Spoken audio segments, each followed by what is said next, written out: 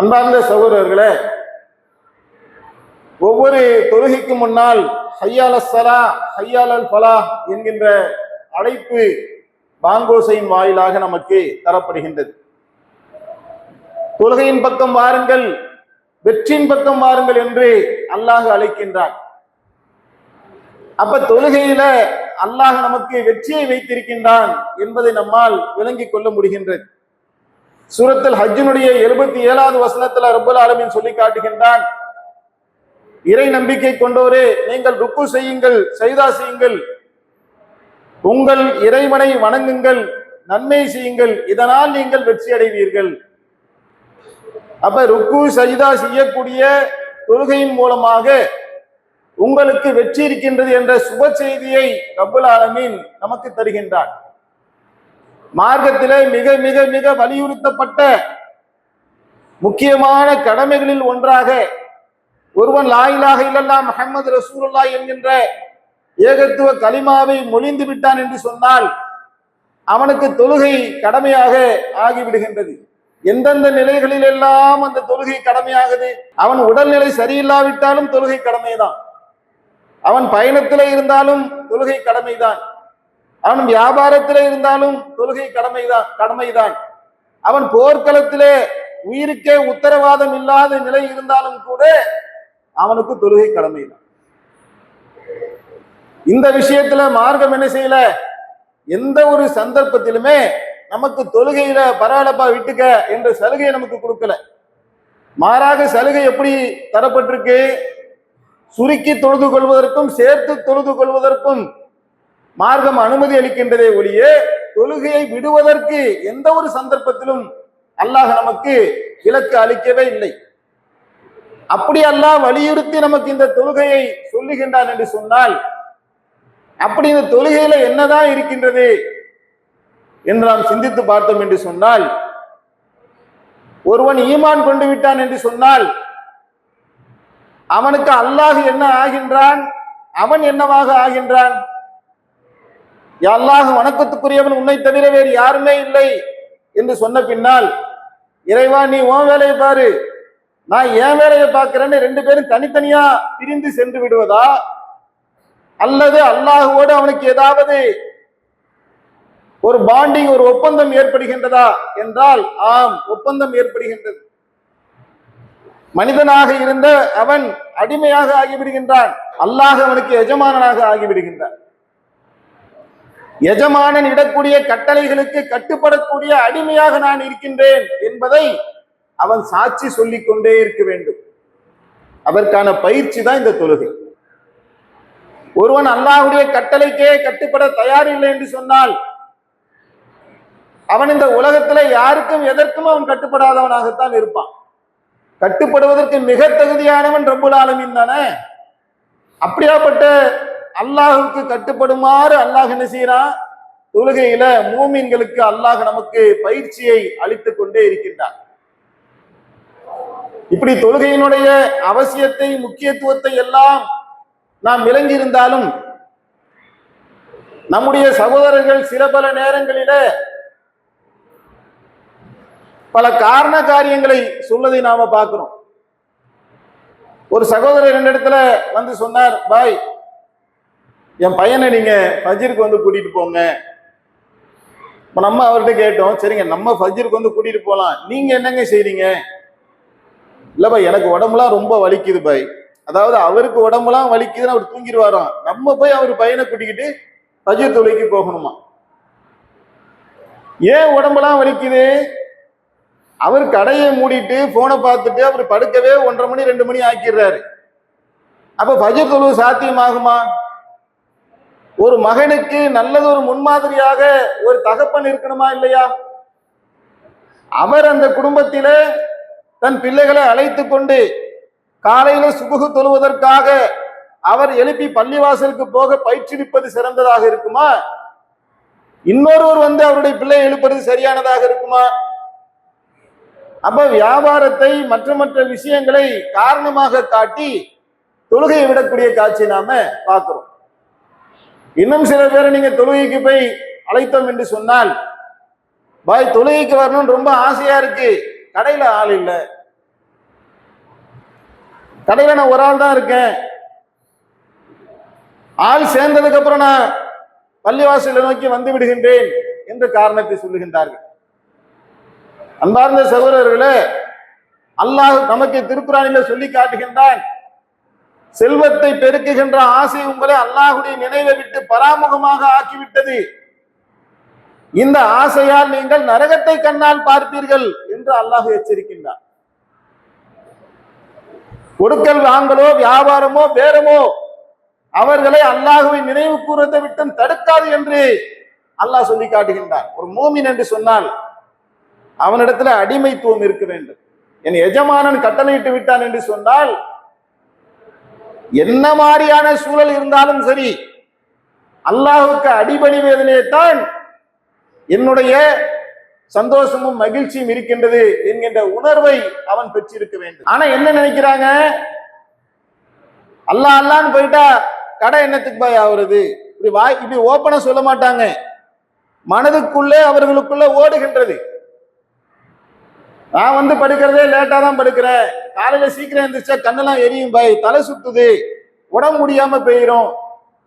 எதிலே அல்லாஹ் கண் குளிர்ச்சி இருக்கின்றது என்று சொல்லுகின்றானோ அதிலே இது போன்ற காரணங்களை சொல்லுகின்றார்களே, இந்த காரணங்களை ரப்புல் ஆலமீன் ஏற்றுக்கொள்வானா?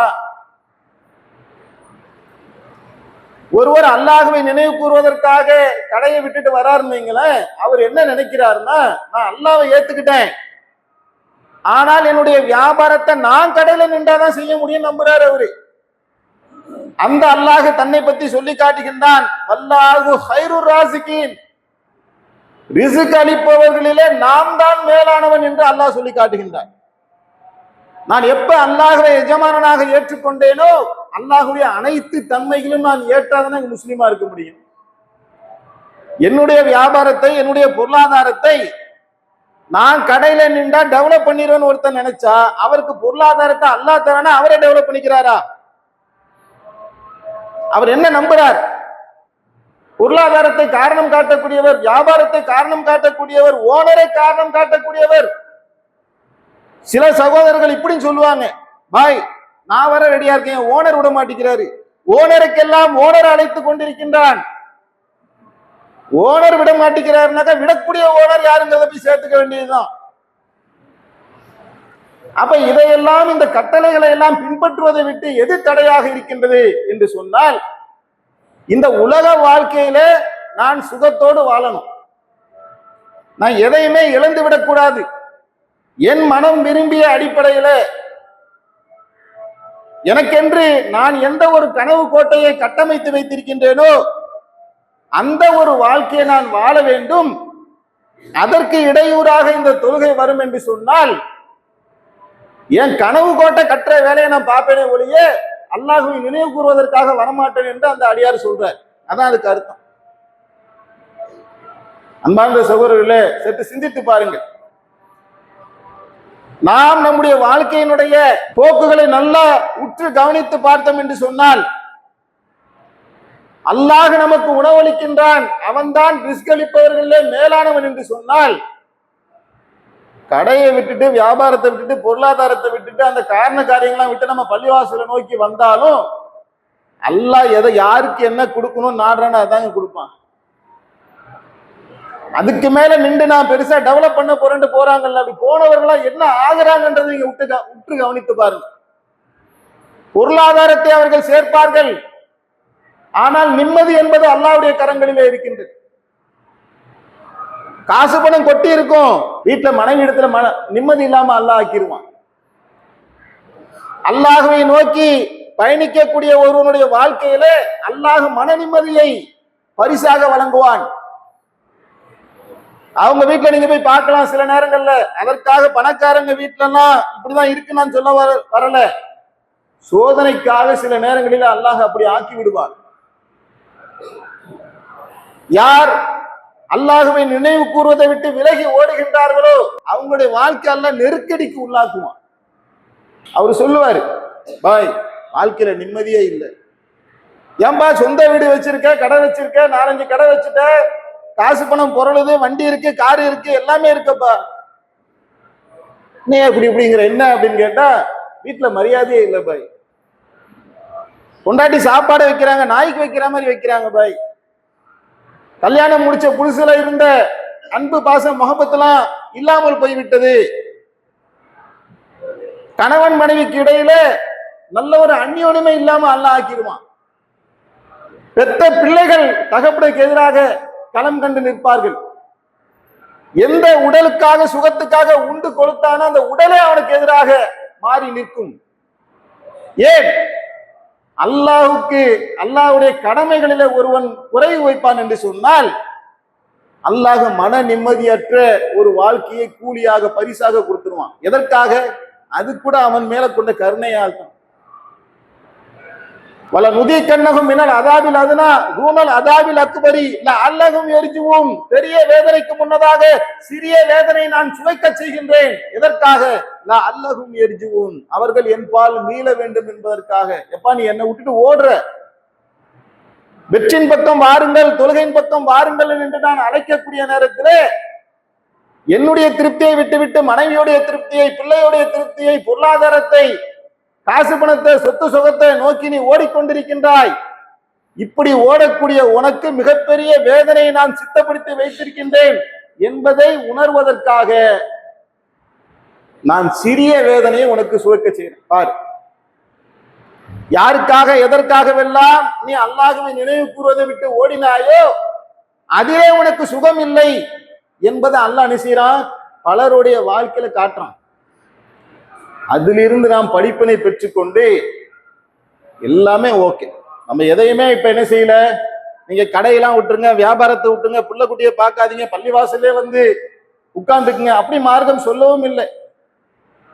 அல்லாஹ்வை நினைவு கூறத்தக்க நேரங்களிலே பள்ளிவாசலை நோக்கி வந்து அவனுக்கு செய்ய வேண்டிய கடமைகளிலே எந்த குறைவும் வைக்காமல் நாம் இருப்போம் என்று சொன்னால் நம்முடைய வாழ்க்கையில எந்த குறைவையும் அல்லாஹ் ஏற்படுத்திட மாட்டான். அல்லாஹ் அப்படி வாக்குறுதி அளிக்கிறான். உதுக்குருனி அதுக்குறுக்கும், நீங்கள் என்னை நினைவு கூறுங்கள், நான் உங்களை நினைவு கூறுகின்றேன்.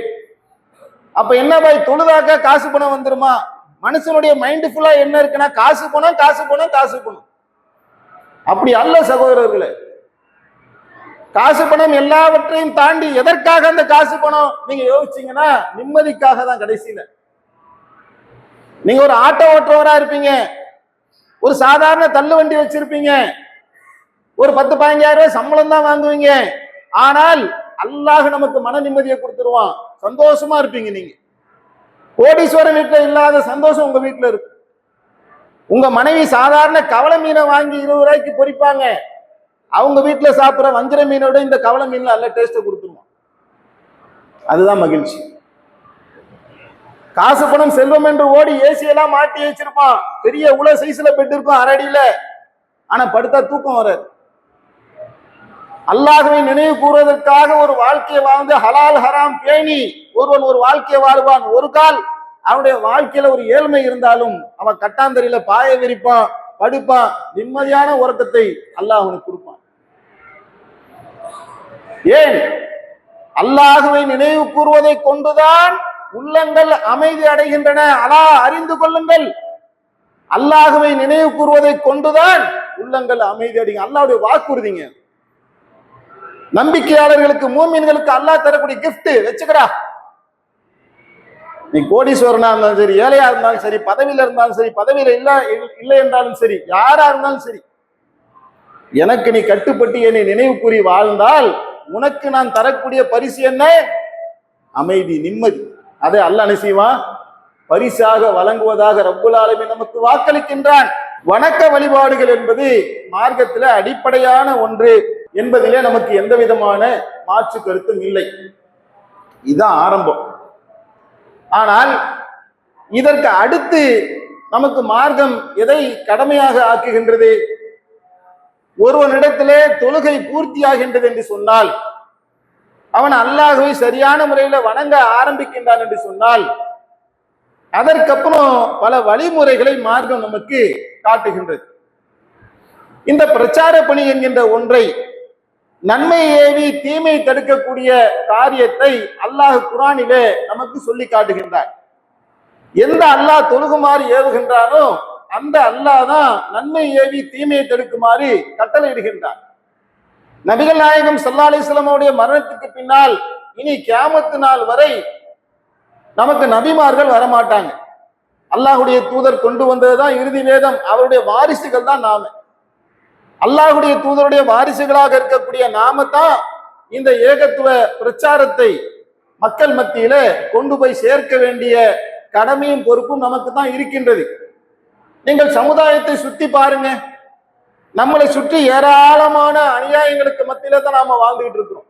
இளைஞர்கள் படிப்படியாக இன்றைய காலகட்டங்களில கல்லூரிக்கு போறாங்க. கல்லூரிகள்ல நீங்க போகக்கூடிய நேரத்துல போதை பழக்க வழக்கங்களுக்கு எளிதாக அவர்கள் ஆட்பட்டு விடக்கூடிய காட்சியை நாம பார்க்கிறோம். ஒரு காலகட்டத்திலே பீடி பிடிச்சான், சிகரெட் பிடிச்சான், தண்ணி அடிச்சாங்கிறதே பெரிய பிரச்சனையா இருந்தது. இன்றைக்கு அதையெல்லாம் தாண்டி அவர்கள் போதை வஸ்துக்குள்ளே நகரக்கூடிய காட்சியை நாம பார்க்கிறோம். இதை யார் சீர் செய்வது? யார் சரி செய்வது? பெண்களை நீங்க பார்த்தீங்கன்னு சொன்னா பர்தா போடுவதிலிருந்து அவங்க என்ன செய்யறாங்க, ரீல்ஸுக்கு முன்னாடி நின்று டான்ஸ் ஆடுவதில் அவருடைய கவனங்கள் திசை திருப்புகின்ற காட்சியை பார்க்கிறோம். இது என்னுடைய உரிமை என்ற வாதத்தை அவர்கள் எடுத்து வைக்கின்றார்கள். அந்த இஸ்லாமிய பெண்களுக்கு மார்க்கத்தை சொல்லி ஒழுக்கத்தை சொல்ல வேண்டிய கடமையும் பொறுப்பும் யாருக்கு இருக்கு? வியாபாரிகளை எடுத்துக்கொண்டால் அல்லாஹ் எதை ஹராமாக்கினானோ அந்த வட்டிக்குள்ள போறாங்க பாய். அதெல்லாம் இந்த காலகட்டத்தில் பார்த்தா சரிப்பட்டு வராது பாய். யார் தான் வட்டிக்கு வாங்காம இருக்கிறாங்க? பள்ளிவாசல் மோதினாரே வட்டிக்கு வாங்குறாரு என்று யாரிடத்துல அல்லாஹ் முன்மாதிரி இருக்குன்னு சொல்றானோ அந்த முன்மாதிரியை விட்டுட்டு இவங்க எல்லாரையுமே என்ன செய்யறாங்க, எங்க தச்சா வாங்கினாங்க, பெரித்தா வாங்கினாங்க, இப்படி பல காரண காரியங்களை சொல்லிட்டு வட்டிக்குள்ள போறாங்க. இந்த வட்டிக்கு எதிராக பிரச்சாரம் செய்ய வேண்டிய கடமையும் பொறுப்பும் யாருக்கு இருக்கின்றது? தர்கா வழிபாடு என்கின்ற ஒன்று நம்முடைய ஊரை சுற்றி இல்லவே இல்லையா? இணை வைப்பு காரியங்கள் செய்யவே இல்லையா? படைத்தவனை மட்டும்தான் வணங்க வேண்டும், படைப்பினங்களை வணங்கக்கூடாது என்று சொல்லப்பட்ட மார்க்கத்திலே தர்காவை வழிபாடு செஞ்சுக்கிட்டு இருக்காங்க. தகடை வச்சு இந்த தகடினால் என்னுடைய கடையில பொருளாதாரம் மேம்படும் என்று நம்புகின்றார்கள். அல்லாஹ் சொல்றான் நான் தான் ரிஸ்க் அளிக்கிறேங்கிறான். அவன் சொல்றான் ஒரு முஸ்லீமாக இருக்கின்றான், அந்த அடியான் சொல்லுகின்றான் இல்ல இந்த தகடை மாட்டினா எனக்கு வியாபாரம் ஓடும். அல்லாஹ்வுக்கு இணையாக தாயத்தை தகடை அவளியாட்ட போனா எனக்கு பாஸ்போர்ட் வாங்கி கொடுத்தாக்கா வெளிநாடு போயிடலாம், இந்த அவளியாட்ட போய் என்ன வாங்கி வயிற்றுல தேய்ச்சா புள்ள பிறந்துரும் என்று அல்லாஹ்வுக்கு பகிரங்கமாக ஷிர்க் செய்யக்கூடியவர்கள் இந்த கோட்டை பட்டணத்தில் இருக்கின்றார்களா இல்லையா? இருக்கின்றார்கள். பெற்றோர்களை கொண்டு போய் முதியோர் இல்லத்தில் விடக்கூடிய குழந்தைகள் இன்றைக்கு அதிகரிக்கின்றார்கள். குடும்பத்துக்குள்ள சொத்தை பிரிச்சு தருவதில கத்தியை தூக்கிட்டு அண்ணங்காரன் தம்பிக்கு எதிராக நிக்கிறான். பொம்பளை பிள்ளைக்கு நான் சொத்தை தரமாட்டேன், மார்க்கெல்லாம் பேசுவான், குர்ஆனீஸ் பேசுவான், எல்லாமே தெரியும், அதெல்லாம் ஓரம் வைப்பா, அவன் கைப்பிடி போயிடும். எனக்கு தெரியாத மார்க்கமா? அதெல்லாம் பொம்பளை பிள்ளைக்கெல்லாம் நான் சொத்தை பிரிச்சு கொடுக்க முடியாது என்று நிற்கின்றான். அல்லாஹ்வுடைய வரம்புகளை காலிலே தூக்கி போட்டு மிதித்துக் கொண்டு ஒரு சமுதாயம் நம்மை சுற்றி வாழ்ந்து கொண்டிருக்கக்கூடிய காலகட்டத்திலே உலகத்திலே உள்ள அனைவரையும் விட அனைத்தையும் விட நான் அல்லாஹ்வை நேசிக்கின்றேன் என்று சொன்னால் அந்த நேசத்தினுடைய வெளிப்பாடாக நான் என்ன செய்வது? அல்லாஹ் மீது கொண்ட நேசத்தினால் அல்லாஹ்வுடைய ஆலயத்திலே வந்து அவனை பெருமைப்படுத்தி அவனை புகழ்ந்து அவனை தஸ்பீஹ் செய்து அல்லாஹ்வை நான் தொழுது விட்டேன், அது மட்டும் போதுமாங்கிறதான் கேள்வி.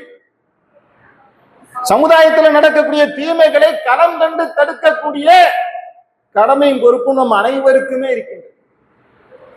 நீங்க மாத்தி இப்படி யோசிச்சு பாருங்க. நம்முடைய குடும்பத்தில் இருக்கக்கூடிய நம்முடைய மனைவியை, நம்முடைய குடும்பத்தில் இருக்கக்கூடிய நம்முடைய மகளை ஒருவன் தரைக்குறைவாக விமர்சனம் செய்வான் என்று சொன்னால் ஒரு குடும்ப தலைவன் என்ன செய்வான்? கோபக்காரனாக இருந்தா முதல்ல அவனை போய் அடிச்சுட்டு வருவான், பொறுமையாளியாக இருந்த போய் விளக்கமாவது கேட்பான். இப்போ என் மகளை பத்தி நீ பேசுவ, எப்படி என் மனைவியை பத்தி பேசுவ என்று விளக்கமாவது கேட்க போவான். இந்த ரெண்டையுமே செய்யவில்லை என்று சொன்னால் அவன் மனைவி அவனை மதிப்பாளா? நீலாம் ஒரு புருஷனான்னு கேள்வி கேட்பான். மனைவியின் மீது பெற்ற மகளின் மீது நேசம் வைத்திருக்கக்கூடிய ஒரு தந்தை தனக்கு எதிரான விமர்சனங்கள் செய்யப்பட்டால் களம் இறங்க வேண்டும் என்பதை அவர்கள் விளங்கி வைத்திருப்பதை போல நான் அல்லாஹ்வை நேசிக்கின்றேன், அல்லாஹுடைய வேத வசனங்களை, தூதருடைய போதனைகளை காற்றிலே இந்த சமுதாயம் பறக்க விடுகின்றது என்று சொன்னால் அதை கண்டும் காணாமல் போகுவதற்கு எனக்கு அனுமதி இருக்குதா? நான் மட்டும் பாய் அவர் ரொம்ப அருமையான கேரக்டர் பாய், என்னங்க அருமையான கேரக்டர், ரொம்ப சூப்பர் தங்கங்க, பத்திரமாத்து தங்கம், என்னடா பத்திரமாத்து தங்கம்னு கேட்டா என்ன சொல்றாங்கன்னா அவர் பாட்டு கடைக்கு போவார் பாய், 5 வேளை தொழுவார் பாய், யாருக்கும் எந்த பிரச்சனையும் மன்னிக்க மாட்டார், இருக்கிற இடம் தெரியாம இருப்பாரு, இவர் தான் நல்லவன் என்று நல்லவனுக்கு நாமெல்லாம் சேர்த்து கொடுத்த சர்டிபிகேட் இது. ஆனால் அல்லாஹ் இவரை பற்றி என்ன சொல்லி காட்டுகின்றான்? சனிக்கிழமை வாசிகளிலே ஒரு சாரார் அல்லாஹ் தடுத்த அந்த நாளையிலே போய் என்ன செய்யறாங்க, மீன் பிடிக்கிறாங்க. அதை ஒரு சாரார் போய் தடுக்கிறாங்க. யார் தடுக்க போனார்களோ, ஏன்பா அல்லாஹ் ஹராமாக்கின அந்த நாளையில நீ போய் மீன் பிடிக்கிறியா, அல்லாஹ்வுடைய அதாபு வந்து விடுமே என்று யார் தடுக்க போனார்களோ அவர்களை பார்த்து ஒரு கூட்டம் போய் கேட்குது, அவன் நாசமா போறான், நீ ஏன்டா அவன்கிட்ட போய் சொல்லிட்டு இருக்க என்று கேட்கிறான். அல்லாஹ் யார் யாரெல்லாம் அழிச்சான் தெரியுமா? எவன் அல்லாஹ்வுடைய கட்டளைக்கு மாறு செய்தானோ அவனையும், யார் தடுக்காமல் வேடிக்கை பார்த்தார்களோ அவனையும் சேர்த்து அல்லாஹ் அழித்ததாக நமக்கு திருக்குர்ஆனிலே சொல்லி காட்டுகின்றார். தீமை செய்தவர்களை மட்டும்தான் அல்லாஹ் அழிப்பான் கிடையாதுங்க. அந்த தீமைகளை ஊமை சாட்சியாக நின்று நாம் வேடிக்கை பார்க்கின்றோம் என்று சொன்னால் அல்லாஹ்வுடைய அதாபு நமக்கும் நம்மை சேர்த்து நம்ம வீட்டுக்கு நாளைக்கு வந்துருங்க. கப்பலிலே ஓட்டை போட்டவர்களை குறித்து அல்லாஹ் ஒரு உதாரணத்தை சொல்லி காட்டுகின்றார். அல்லாஹ்வுடைய தூதர் ஒரு உதாரணத்தை சொல்லி காட்டுறாங்க. ஒரு கப்பல் மேல் தளத்துல ஒரு சாரார், கீழ்த்தளத்துல ஒரு சாரார் இருக்கிறாங்க. மேல் தளத்துல ஏறி ஏறி போய் தண்ணி எடுக்க கஷ்டமா இருக்குன்னு சொல்லி கீழே ஓட்ட போட்டு எடுத்துக்கலான்னு ஒரு சாரார் ஓட்ட போடுறாங்க. இப்ப மேல உள்ளவங்க என்ன செய்யணும்? ஏன்பா கீழே ஓட்ட போடுறியப்பா, போயினா நம்ம எல்லாருமே மூழ்கிடுவோம் என்று ஓட்டை போடுவதை தடுக்கவில்லை என்று சொன்னால் எல்லாருமே சேர்ந்து கடலிலே மூழ்கி விடுவார்கள் என்று அல்லாஹ்வுடைய தூதர் எச்சரிக்கை செய்கின்றார்கள். அவன் வீட்டுல ஒருத்தன் சிகரெட் பிடிக்கிறான், இவன் வீட்டுல ஒருத்தன் கஞ்சா அடிக்கிறான், அவன் வீட்டுல ஒருத்தன் அபின் சாப்பிடுறான், போதை வஸ்துக்கு அந்த பையன் போயிட்டான், இந்த பையன் போயிட்டான் என்று உச்சி கொட்டி விட்டு நாம் நம்ம வீட்டுக்கு போயிட்டோம்னா நாளைக்கு நம்ம வீட்டு பிள்ளைக்கு அது வந்துடும். அல்லாஹ் பாதுகாக்கவே. நம்முடைய தெருவில அந்த முனையில வீடு பத்திக்கிட்டு எரியுது, அவன் வீடு தானே பத்திக்கிட்டு எரியுது என்று நாம் வீட்டுக்குள்ள இருந்தோம்னா கொஞ்ச நேரத்துல நம்ம வீட்டுக்கு தீ வருவதை போல சமுதாயத்தில் நடக்கக்கூடிய தீமைகளை நாம் கண்டும் காணாமல் வேடிக்கை பார்த்து விட்டால் அது நம்மையும் பதம் பார்த்து விடும் என்பதை விளங்கி கொண்டு நன்மையை ஏவி தீமையை தடுக்கக்கூடிய களப்பணியை செய்வதற்காகத்தான் இந்த கட்டமைப்பை நாம் உருவாக்கி இருக்கின்றோம் என்பதை புரிந்து கொள்ள வேண்டும். தொழுகுவதற்கு 1000 பள்ளிவாசல்கள் இருக்கின்றது நம்மை சுற்றி. இங்கே இவ்வளவு பெரிய பள்ளியை கட்டுவதற்கான காரணம் என்னவென்று சொன்னால் அல்லாஹ்வுடைய மார்க்கத்தை மக்கள் மத்தியிலே எடுத்து சொல்ல வேண்டும். அதுல கேட்கிறவங்க இருப்பாங்க, அதுல எதிர்க்கிறவர்கள் இருப்பார்கள். அந்த எதிர்ப்பை நான் களத்திலே சந்திப்பேன், அல்லாஹ்வுக்காக சந்திப்பேன். ஏகத்துவத்தை நீங்க சொல்லல, மார்க்கத்தை சொல்லல, நீங்க வட்டிக்கு எதிராக பேசுனீங்கன்னாக்கா வட்டிக்கு விடுறவங்களை எதுக்கதான் செய்வான். போதைக்கு எதிராக பேசுறீங்கன்னு சொன்னா போதை வஸ்து விற்கிற நம்ம எதிர்க்கத்தான் செய்வான். தொழுகைக்கு வாங்க என்று கூப்பிட்டீர்கள் என்று சொன்னால் தொழுகாதவங்களை எதிர்க்கத்தான் செய்வான். மார்க்கத்தை மக்களிடத்தில் சரியான முறையில் சொல்ல போனால் நம்மை எதிர்க்கத்தான் செய்வார்கள். அந்த எதிர்ப்பை அல்லாஹ்வுக்காக நான் சகித்துக் கொண்டு களப்பணியில நிற்பேன் என்று நாம் நின்றோம் என்று சொன்னால் அல்லாஹ் நம்முடைய பாதங்களை உறுதிப்படுத்துவான், உதவியை தருவான். சூரத்தில் யாசின்ல வரக்கூடிய ஒரு சம்பவத்தை சொல்லி முடித்துக் கொள்கின்றேன். எனது அருமை சகோதரர்களே, இந்த நன்மை ஏவி தீமை தடுக்கக்கூடிய இந்த களப்பணி இருக்கின்றதே அது சாதாரண விஷயம் இல்லைங்க. ஒரு ஊருக்கு அல்லாஹ் ஒரு நபியை அனுப்புகின்றார். சூரத்தில் யாசின்ல வரக்கூடிய அற்புதமான சம்பவம். அந்த ஊர் மக்கள் புறக்கணிக்கிறாங்க. அவர் தன்னை நபின்றாரு, நான் அல்லாஹ்வுடைய தூதருங்கிறாரு, அல்லாஹ்வை வணங்குப்பான்றாரு. அந்த ஊர் மக்கள் புறக்கணிக்கிறாங்க. அல்லாஹ் இன்னொரு நபி அனுப்புறான், அவரையும் புறக்கணிக்கிறாங்க. அல்லாஹ் 3வது ஒரு நபி அனுப்புறான். ஒரே ஊருக்கு 3 நபிமார்கள், 3 நபிமார்கள் வந்து மார்க்கத்தை சொல்லிக் கொண்டிருக்கின்றார்கள்.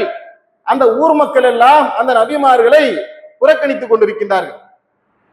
கிராமப்புறத்து கடைக்கோடியிலிருந்து ஒரு மனிதர் ஓடியாருகின்றார். அவர் வந்து சாட்சி சொல்லுகின்றார், எனது அருமை சகோதரர்களே, அவர்கள் அர்-ரஹ்மானைத்தானே வணங்குமாறு சொன்னார்கள், உங்களிடத்துல ஏதாவது கூலி வாங்கினார்களா? நீங்க அவங்க சொல்றதை கேட்டா என்ன? 4 வார்த்தை பேசுறேன். நபிமார்கள் என்று சொல்றாங்க, அவங்க சொல்றதை நான் கேட்கல, நீ என்னையா சொல்றதுன்னு அவர் அடிக்கிறாங்க. ஸ்பாட்லயே மௌத்தா போறார். எனக்கு என்னன்னா, ஒரு வீட்டுல பாய் விரிச்சு படுத்து கிடந்தால் அந்த மரணத்தை அவர் சந்தித்திருக்க மாட்டார். நபிமார்கள் வந்து சொல்லுவதற்கு சாட்சியாக வந்து நின்றார், களத்தில் நின்றார், மரணிக்கின்றார். மார்க்கத்தை சொல்ல வந்த நபிமார்கள் சொர்க்கத்துக்கு போலவனும் அங்கேதான் நிக்கிறாங்க. அல்லாஹ் இவரை பார்த்து சொல்லிட்டான், நீ சொர்க்கத்திலே பிரவேசிப்பீராக. அல்லாஹ் அவருடைய ரூஹை கைப்பற்றி கொண்டு அந்த அவரிடத்துல அல்லாஹ் சொல்லுகின்றான், நீ சொர்க்கத்துல பிரவேசி.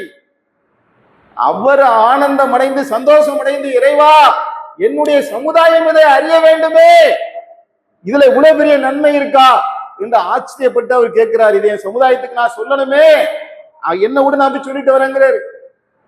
அதை நான் சொல்றேன் பாட்டு, அல்லாஹ் நமக்கு சொன்னதுதான் அந்த சம்பவம். இந்த வாழ்க்கையில அல்லாஹ் நமக்கு கொடுத்திருக்கக்கூடிய இந்த ஒரு வாழ்க்கைங்க, அல்லாஹுவை பெருமைப்படுத்துவதற்காக, அல்லாஹுடைய மார்க்கத்தை சொல்லுவதற்காகத்தான், அவனுடைய பொருத்தத்தை பெறுவதற்காகத்தான் இந்த வாழ்க்கை என்பதை விளங்கி இந்த மக்கள் மன்றத்தில நாம் மார்க்கத்தை சொல்லுவோம் என்று சொன்னால் அதில அல்லாஹுடைய உதவி வரும். ஒரு கால் அதில நமக்கு வேதனைகள், துன்பங்கள், கஷ்டங்கள் வந்தாலும் அல்லாஹுடைய உதவி நமக்கு நிச்சயமாக வரும் என்பதைத்தான் பல சம்பவங்களிலே அல்லாஹ் நமக்கு சொல்லி காட்டுகின்றான். சில சகோதரர்கள் சொல்லலாம், பாய் உங்களை மாதிரி எனக்கு மைக் பிடிச்சு பேச வராது, நான் எப்படி தாவா பண்றது? மைக்கு பிடிச்சு பேசினாதான் தாவான்னு குரான்ல இருக்கா, ஹதீஸ்ல இருக்குதா? 10 போக்கஸ் லைட் கட்டி 50 மைக்கு வச்சு அப்படியே வானையும் மண்ணையும் அப்படியே பிடுங்கி எரியக்கூடிய புல்லரிக்கக்கூடிய வாதங்களை எடுத்து வச்சு குரானை கரைச்சு குடிச்சு அப்படி பேசினாதான் தாவா பணியா? அவர் அப்படியா பேசினாரு? அவர் 4 வார்த்தை தானே பேசினாரு, சாட்சி தானே சொன்னாரு. அல்லாஹ் அதை தாவா பணியாக அங்கீகரித்தானா இல்லையா? கிளையில இருந்து மெகாபோன் பிரச்சாரம் பண்ணுவாங்கங்க. ஒரு சகோதரர் தாவா பணி செய்யணும்னு ஆர்வப்படுறார், பாய் நீங்க பயான் பண்ணுங்க, அந்த மெகாபோனை நான் பிடிச்சிக்கிறேன், தாவா பணியில நீங்க பங்கெடுத்துட்டீங்கன்னு அர்த்தம். பாய் நீங்க மெகாபோன் பிரச்சாரம் பண்ணுங்க, மவுலுதுக்கு எதிராக நீங்க பிட் நோட்டீஸ் போடுறீங்கல்ல, தர்கா வழிபாட்டுக்கு எதிராக நீங்க பிட் நோட்டீஸ் போடுறீங்கல்ல, அந்த பிட் நோட்டீஸை நான் வீடு வீடா கொடுக்கணும் பாய், தாவா பணியில பங்களிப்பு செய்து விட்டாச்சு. பாய் எனக்கு கடையில வேலை இருக்கு, நான் 5 வேலை தொழுக வரேன், பிட் நோட்டீஸ் எல்லாம் என்னால கொடுக்க முடியல, பிட் நோட்டீஸ் அடிக்கிறதுக்கு நான் பொருளாதாரத்தை தரேன், தாவா பணியில பங்கெடுத்தாச்சு. இப்படி ஏதாவது ஒரு வகையில நாம் பங்களிப்பு செய்வோம் என்று சொன்னால் நாளைக்கு அல்லாஹ்வுடைய சன்னிதானத்தில் நின்றால் அங்க பதில் சொல்வதற்கான ஒரு சாத்தியக்கூறு இருக்கின்றது என்பதை நாம் விளங்கி கொண்டு தொழுகையில கவனம் செலுத்தி தாவா பணியிலும் நாம் முழுமையாக கவனம் செலுத்துவோம் என்று சொன்னால் அல்லாஹ்வுடைய அன்பையும் அருளையும் பெறத்தக்க வகையில அல்லாஹ் நம்மை ஆக்கி வைப்பானாக என்று பிரார்த்தனை செய்தவனாக என்னுடைய உரையை நிறைவு செய்கின்றேன். வாகிரதுவான அல்ஹம்துலில்லாஹி ரப்பில் ஆலமீன். அல்லாஹு அக்பர், அல்லாஹு அக்பர்.